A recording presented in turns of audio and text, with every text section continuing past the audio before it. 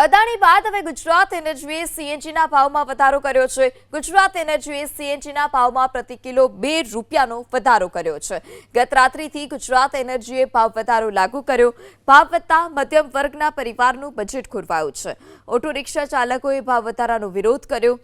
સીએનજીનો ઉપયોગ કરતા ઓટો રિક્ષાને દૈનિક 10 રૂપિયાનો વધારાનો બોજ।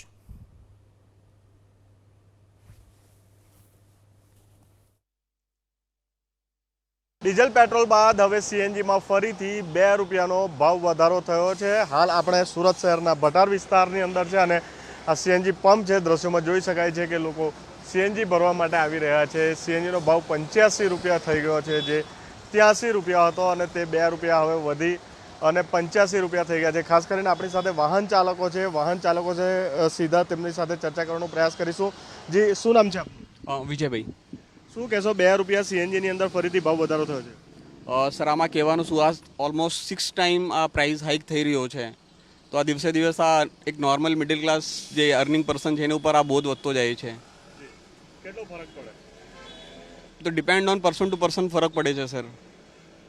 તો દરેક પર્સનનો ક્રાઇટેરિયા અલગ હોય છે, તો દરેકના જરૂરિયાત હિસાબે, દરેકના ખર્ચાના હિસાબે અલગ અલગ હોય છે। નહીં, પેટ્રોલ ડીઝલ જે વાહનો હોય છે તેની જગ્યાએ લોકો સીએનજી પસંદ કરતા હોય છે, પરંતુ તેમાં પણ ભાવ વધારો દિવસે દિવસે થઈ રહ્યો। એક્ઝેક્ટલી સર, પ્રાઇસ વધારો આ ઓલમોસ્ટ મેં કીધું ને કે 6 ટાઈમ છે, આ 2-3 મહિનામાં પ્રાઇસ 6ઠ્ઠી વખત વધ્યું છે।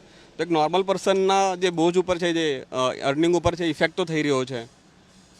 હવે નોર્મલ પેટ્રોલ ગાડીને અવોઇડ કેમ કરીએ છીએ? કેમ કે સીએનજી સસ્તું પડતું હોય છે।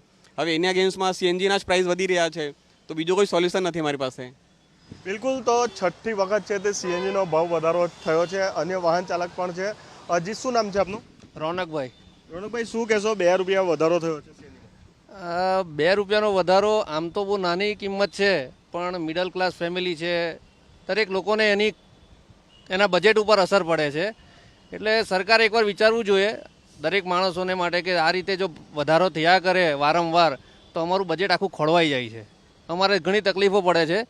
એટલે સરકારે એકવાર વિચારવું જોઈએ। બિલકુલ, તો સરકાર દ્વારા ચોક્કસથી વિચાર કરવો પડે, કારણ કે 6ઠ્ઠી વખત છે તે આ ભાવ વધારો જે થયો છે। લોકો પેટ્રોલ અને ડીઝલના વાહનો લેતા હોય છે, કેમ કે સીએનજી છે તે પેટ્રોલ અને ડીઝલની કમ્પેરિઝનમાં છે તે સસ્તું પડતું હોય છે, એવરેજ પણ વધારે આવતી હોય છે, પરંતુ સીએનજીમાં પણ દિવસે દિવસે જે ભાવ વધારો થયો છે, લગભગ ઓલમોસ્ટ પેટ્રોલ અને ડીઝલના ભાવની નજીક પહોંચી ગયા છે। ત્યારે ચોક્કસથી જે સામાન્ય વર્ગ છે, જે મધ્યમ પરિવાર છે, જે સીએનજી વાહનો એફોર્ડ કરતા હોય છે, તેમના બજેટ પર પણ ચોક્કસથી હવે અસર થઈ રહી છે। ઇન્દ્રમલ શાહ, એબીપી અસ્મિતા, સુરત।